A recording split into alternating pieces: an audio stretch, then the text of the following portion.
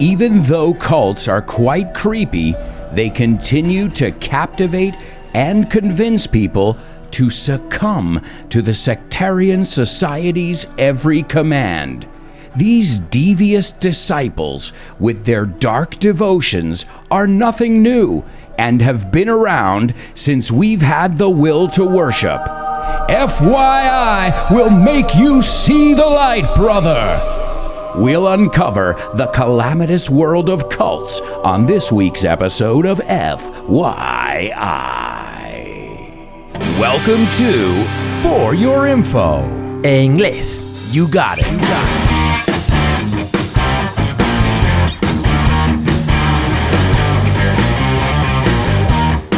Hello, and welcome to another exciting edition of FYI. And today we're going to take a darker look at humanity, the dark side. That's right, cults, or as you call them, sectas. Now, we do say the word sect, but we use the word cult much more often. Let's get the show on the road and take a look at our intro, which is chock full of tons of vocabulary that's going to help you sound better in English, sound more eloquent in English. I started off by saying even though cults are quite creepy, and even though is aunque. You can say even though, although, or though. Yo me quedé con even though. Even though cults are quite creepy. If something is creepy, it's scary. Te da repelús. A creep es un bicho raro, una persona de quien no fiarse. Usually, the heads of these cults are creeps. And we're going to take a look at a lot of different cults today and some creepy characters. And one of those is Charles Manson. Don't forget, he was involved in murders, but all of that started as a cult. Then I said they continue to captivate and convince people to succumb to. And to succumb to, this is what you call palabrón. And it's interesting because it has a B in it, but we don't say the B. Sucumbir. Fíjate. Sucumbir o ceder a. So I think it's a word that it's related to this sphere, to this realm, este mundillo. To succumb to the sectarian society's every command. No sé ni yo cómo llegué a decir eso. I don't even know how I managed to say it. And your command es tu mando. ¿Qué es lo que me dices que tengo que hacer? You give me a command. You order me. It's another way to say it as well. Then I said these devious disciples, I think that's easy. Devious is with not good intentions. And disciples, well, discípulos, I think you know that maybe from the Bible, with their dark devotions. And devotion, devoción, are nothing new. No es nada nuevo. They've been around since we've had the will, la voluntad, to worship. And the word worship is alabar. And then I became a cult leader myself for a moment there, and I said, FYI will make you see the light, brother. And that's what they all promise. You know, they're all going to make us see the light, and they're all going to make us better people. And we're going to look at that too. We're going to look at the psychology. What makes somebody get involved in a cult? Because they're normally just everyday people like you and me. But we're going to look at some of those factors, and we're going to have a lot of fun, even though it's a dark subject. Then I said we'll uncover, destapar, the calamitous world of cults. And calamitous, calamitoso, funesto, desastroso. And we'll see that a lot of these have ended in tragedy. As always, I think we should start by defining what a cult is. And I'm going to read it verbatim, word for word. In modern English, a cult is a social group that is defined by its unusual religious, spiritual, or philosophical beliefs and rituals. So there's a lot of vocabulary right there.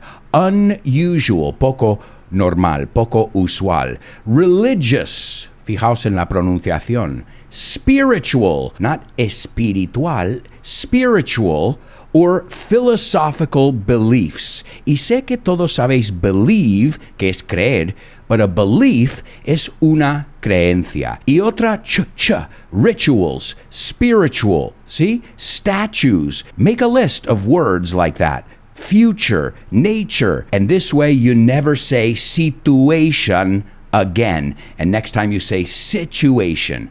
I'll continue. Then it goes on to say, or its common interest in a particular personality, object, or goal. This sense of the term is controversial, having divergent definitions, both in popular culture and academia, y eso es en el mundo de los estudios, en las universidades, and has also been an ongoing, recurrente, it keeps happening, an ongoing source of contention among scholars. And scholars are people who study across several fields, muchos campos of study, de estudio. The word cult is usually considered pejorative, offensive. So if somebody says, oh man, your religion, that's a cult. Nobody wants to think that they're a part of a cult, even if you are. The only way I would say this word is not offensive is like when we talk about, oh, this movie, Pulp Fiction, for example, it's a cult classic. That one is okay. But if you're telling somebody they're a part of a cult in the way we say sect, that's never a good thing. Not these days. But an older sense of the word cult was used in religious devotional practices. They're very conventional things that are related to religion. We know there are many rituals, and they would worship a particular figure, usually a particular place, and there are even references to the cult of a particular Catholic saint or the imperial cult of ancient Rome. That's how they used it. But again, back then, it didn't have that negative connotation. It wasn't until the 19th century when the word cult became synonymous with excessive devotion, going too far. And again, we throw this word around haphazardly. Some people would say that my mother's religion, Christianity, is a cult. And if you look at the definition, well, technically it is. But I love what religious scholar Megan Goodwin had to say about it. She said the term cult is used nowadays when a layperson, una persona normal, says, this is a religion I don't like. We just label it as a cult. So I guess we got to be careful with throwing those words around. I wanted to clear up those things. I don't like to split hairs, rizar el rizo, or I think you say buscarle tres patas al gato, but I wanted to clear that stuff up. And then in the 60s and 70s, the 1960s and 1970s, there was a boom. There were cults popping up left and right. And California was a very popular place for cults. And as we'll see later on, all of these cults are pretty well documented. And there are tons of documentaries, fascinating documentaries about these cults, because these aren't just documentaries about a cult, but they're documentaries about sociology, psychology, human behavior, and let's call a spade a spade. Las cosas como son. We are enthralled by these kind of documentaries. That's why they're so popular. And in the bonus episode, I'm going to give you guys some of those documentaries, the top cult documentaries. We're also going to talk about doomsday cults. And what is a doomsday cult? Well, this is an expression which is used to describe a group that believes in the apocalypse. So these are these cults that say the apocalypse is coming, it's imminent, And the only place you're going to be safe is right here at our compound. That's right. Just do as I say. I think doomsday cults are probably the most dangerous ones, because if they think the world is going to end, desperate times call for desperate measures, as we say.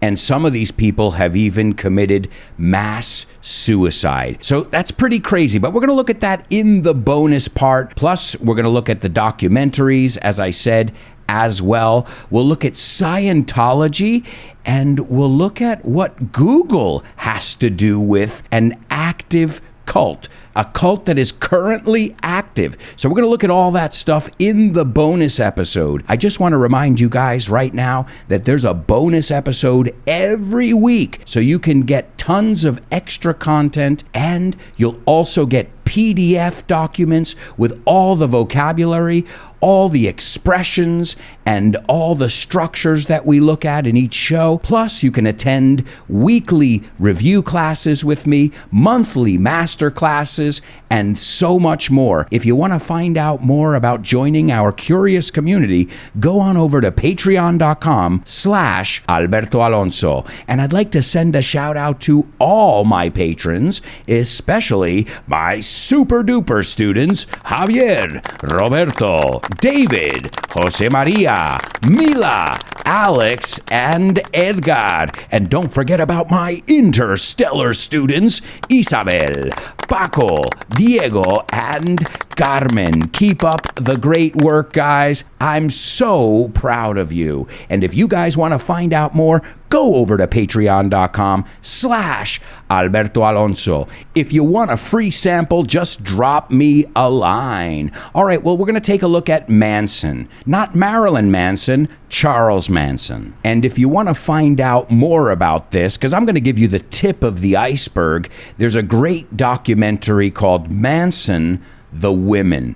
And in the late 1960s, Charles Manson brought a group of people together, displaced young people, and he called them his family. And they went over to a ranch called Spahn Ranch in California, which used to be like an old West movie studio. Picture it like mini Hollywood in Almeria. It was abandoned, so they went over there to live on their commune. That's a word we hear often when we talk about these kind of groups. And what they did is free-flowing drugs, mandatory orgies, and obviously, pushing ideals, pushing a narrative, pushing an agenda. And in the case of Manson, he was pushing an imminent race war. And in order to prepare for that, he urged his followers to go on a killing spree. Okay, and a killing spree is matar a muchísima gente. And on August 8th, 1969, a few members of his cult went over to Beverly Hills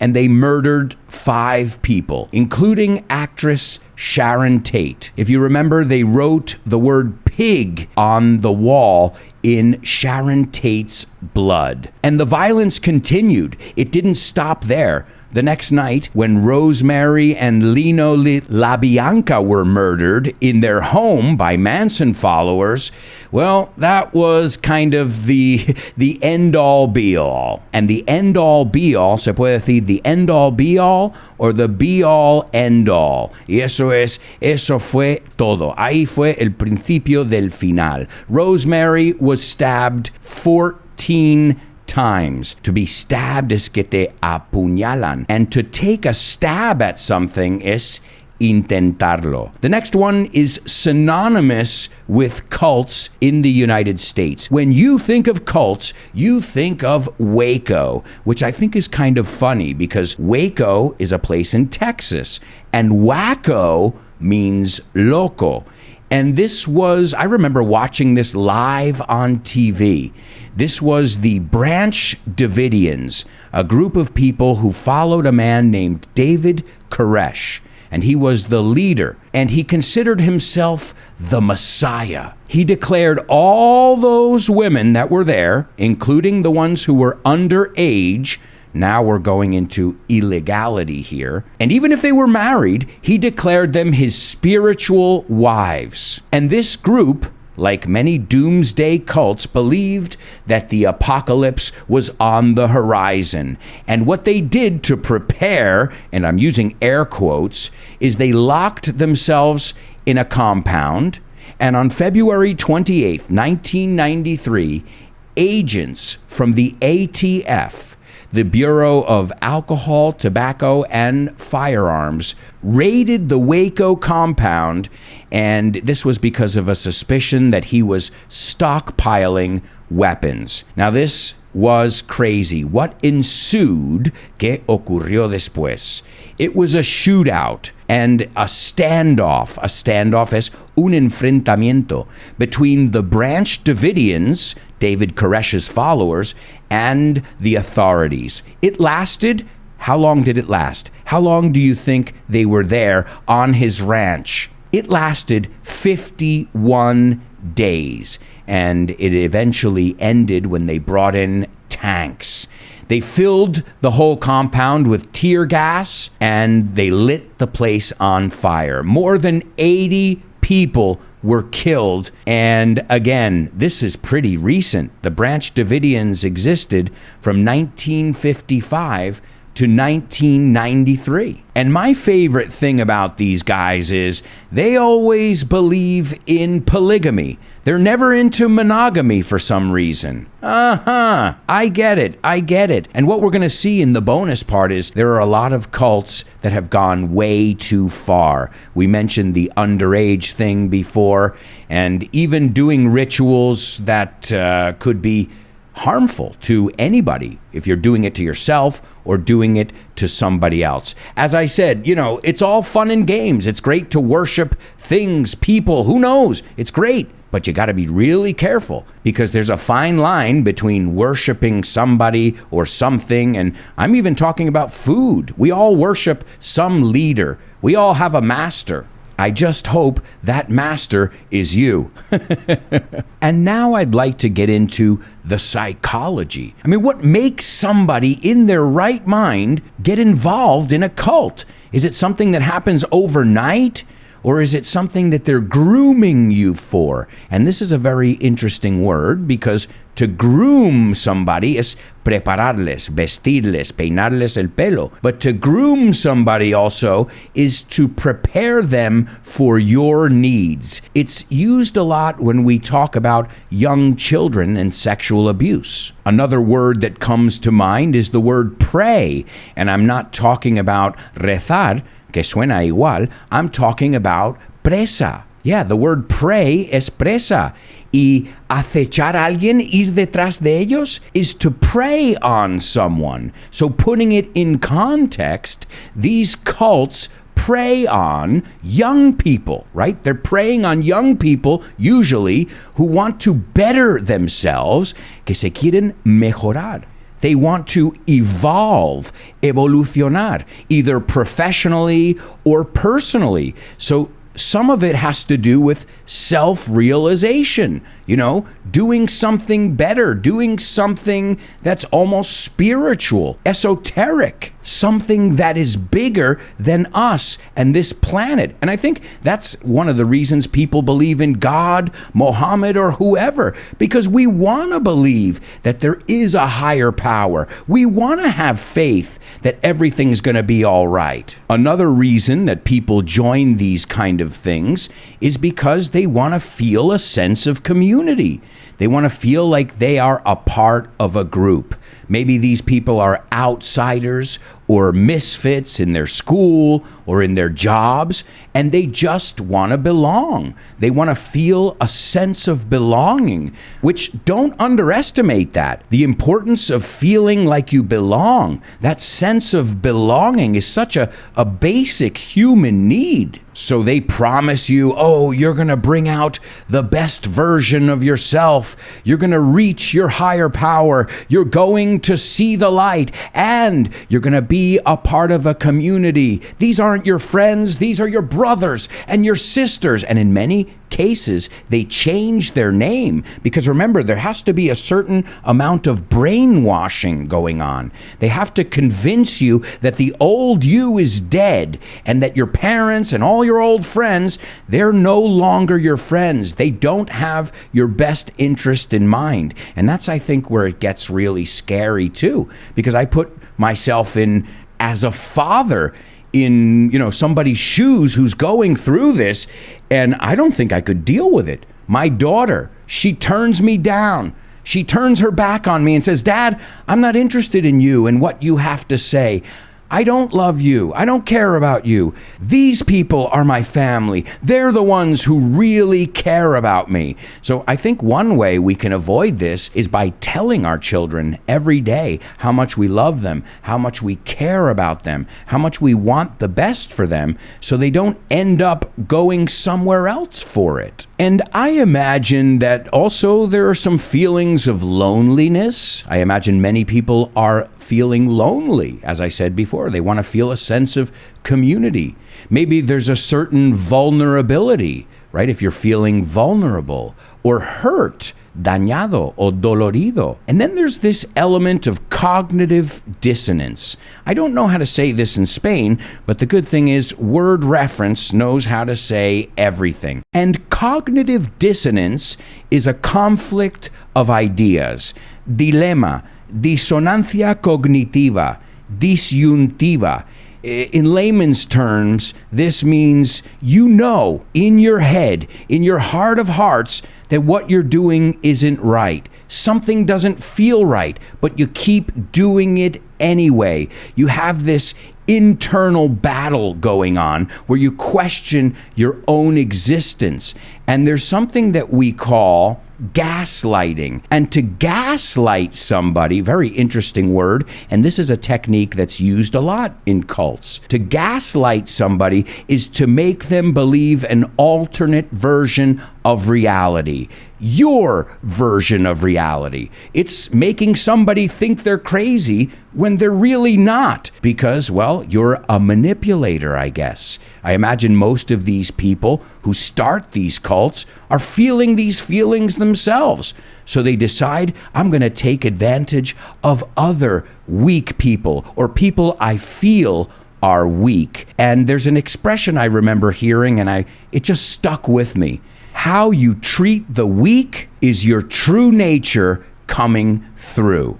And I really believe that, because everybody is going to treat somebody who they can get something from, somebody who can help them out. Everybody's going to treat them with respect. But I'd like to see how you treat that homeless guy on the corner. I'd like to see how you treat the woman who's checking you out at the supermarket. And I don't mean checking you out echándote un vistazo, que también es eso. I mean cobrándote. And we are going to wrap the first part of today's episode. Remember, guys, there's a bonus episode. And if you're not sure, as I said, contact me. I have no problem sending you the link so you can give it a listen. I can also send you some sample PDFs from other seasons. Whatever you need, let me know, because I'd love to have you in our cult. Our English class. Our community. Oops. I'm just kidding, guys. But as I said before, a cult isn't always a bad thing. The original meaning of the word wasn't a bad thing. Well, when I talk about cults and I talk about FYI, I just hope it has a cult following. And folks, I hope you'll follow us in the bonus episode of FYI.